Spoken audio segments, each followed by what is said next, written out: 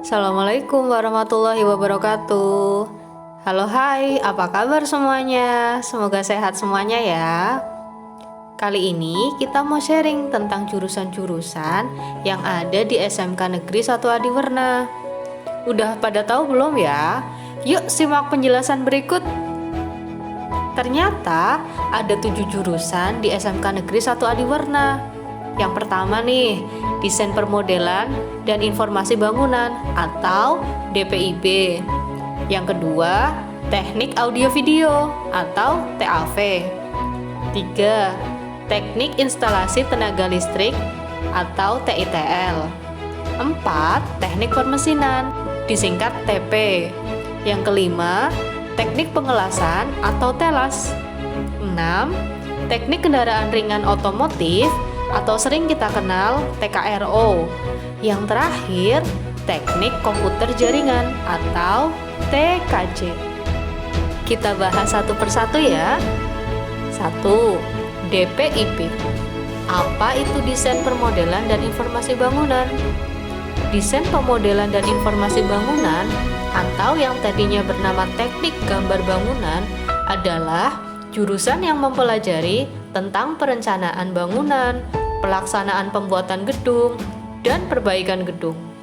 Kegiatannya adalah belajar menggambar rumah, gedung dan apartemen, menghitung biaya bangunan, melaksanakan pembangunan, dan memelihara konstruksi bangunan. Kenapa kalian memilih jurusan ini?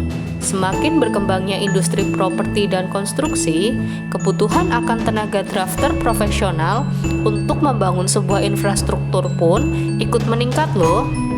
Nah, dengan masuk jurusan ini di SMK, kamu akan disiapkan menjadi lulusan yang ahli dalam bidang desain pemodelan serta informasi bangunan yang tentunya juga siap untuk terjun langsung ke dunia kerja. Mitra Iduka, CV Skalatis Semarang. Berikutnya, prospek lulusan jurusan DPIB.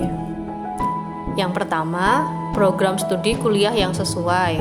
Kalian bisa ambil teknik sipil, arsitektur lanskap, dan arsitektur. Yang kedua, prospek pekerjaan di jurusan DPIB. Yang pertama, drafter. Drafter bertugas membuat gambar bangunan, baik itu gambar bangunan, gambar pelaksanaan, atau shop drawing atau gambar as-built drawing. Yang kedua, quantity surveyor. Bertugas menghitung volume item pekerjaan bangunan, jumlah material, dan tenaga kerja yang dibutuhkan. Yang ketiga, pelaksana lapangan. Bertugas memanajemen pekerjaan pembangunan agar sesuai dengan batasan waktu yang ditargetkan, mengontrol kualitas pekerjaan, serta mengarahkan mandor atau tukang bangunan. Yang keempat, quality control. Bertugas mengontrol kualitas pekerjaan proyek. Selanjutnya, pengendalian proyek. Menghitung rencana anggaran biaya bangunan, rencana anggaran biaya pelaksanaan pada setiap pekerjaan bangunan, dan memikirkan bagaimana sebuah pekerjaan bangunan memberikan keuntungan yang maksimal. Berikutnya adalah logistik. Bertugas menjamin ketersediaan material pada proyek sebuah bangunan. Selanjutnya, konsultan perencana. Membuat desain bangunan dan menawarkan jasa konsultasi.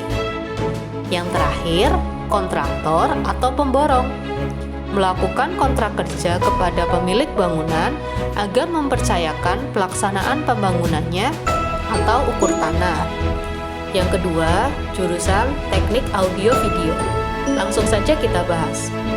Jurusan ini bertujuan mendidik dan membekali siswa agar menjadi seorang tenaga terampil dan profesional di bidang audio video, pembuatan perangkat audio, pengoperasian sound system, pengoperasian alat perekam gambar maupun suara, penguasaan proses siaran televisi, dan program-program komputer yang menunjang kegiatan tersebut. Nah, kenapa nih kalian memilih jurusan ini? Seiring berkembangnya industri media dan teknologi dalam 1 dekade terakhir, membuka banyak peluang baru bagi teknisi-teknisi yang paham mengenai dunia audio dan video. Kalau kamu tertarik bekerja di industri media atau memiliki minat yang besar dalam pengolahan produk audio video, maka jurusan SMK ini tepat banget untukmu. Contoh mitra IDUKA, PT Toa Galva Industri Indonesia. Yang ketiga, kita bicara tentang prospek lulusan jurusan TAV. Jika kamu mau kuliah, program studi yang bisa kalian pilih yang pertama, teknik elektro, mekatronik, rekayasa elektronik, teknologi suara atau audio, terakhir mikroelektronik. Nah, sekarang kalau prospek kerjaan nih, jurusan TAV ngapain aja sih? Yang pertama, sound engineer. Sound engineer adalah profesi yang bertanggung jawab untuk memanipulasi atau mengatur suara atau hasil yang diinginkan. Yang kedua, teknisi instrumen audio video. Menjadi teknisi elektronika yang mahir di bidang amplifier, mixing audio sound system, home theater, televisi, CCTV, dan running text.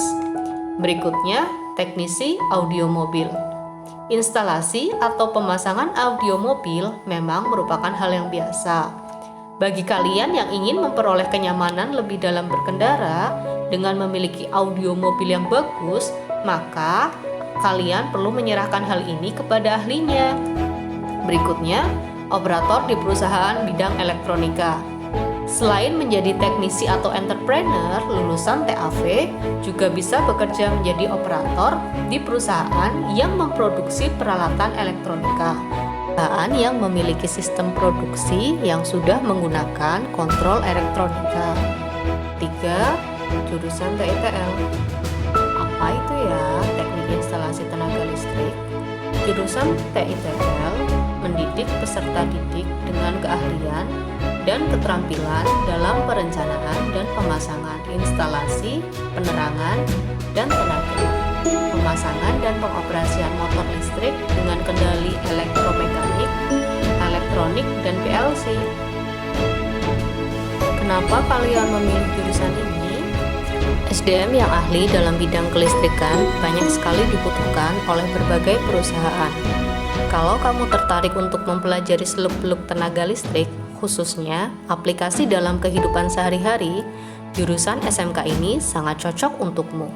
Apalagi kalau kamu memang berminat untuk berkarir di bidang kelistrikan. Mitra IDUKA, CV Guna Elektrik. Berikutnya, prospek jurusan TITL. Kalau kamu mau kuliah, banyak nih program studi yang bisa kalian ambil. Yang pertama, teknik elektro. Kedua, teknik navigasi dan tata udara.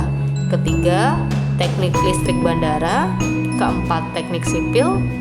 5, meteorologi. 6, teknik telekomunikasi. Dan yang terakhir, teknik mesin. Prospek pekerjaan, ada teknisi listrik. Dengan kemampuan menggambar dan merangkai listrik, serta memecahkan masalah terkait dengan listrik, kamu bisa menjadi teknisi listrik yang handal di berbagai perusahaan. Menariknya, pilihan perusahaan yang ada tidak terbatas pada satu atau dua bidang saja. Berikutnya, petugas pemasangan dan pemeliharaan kabel listrik. Salah satu pekerjaan yang cocok untuk lulusan SMK jurusan listrik adalah menjadi seorang petugas pemasangan serta pemeliharaan kabel listrik. Yang ketiga, operator produksi. Saat ini, banyak perusahaan industri yang membutuhkan operator produksi dengan kualifikasi lulusan SMK, terutama jurusan listrik. Yang keempat, teknisi servis. Kamu bisa menjadi teknisi servis AC atau servis barang elektronik yang lainnya. Pekerjaan ini juga bisa dilakukan full time atau sebagai sampingan saja. Berikutnya, menjadi mechanical engineer. Berbagai bidang industri saat ini atau bahkan perkantoran milik pemerintah juga membutuhkan lulusan SMK dengan jurusan listrik untuk mengisi lowongan pekerjaan ini. Yang berikutnya, teknisi fire alarm and hydrant.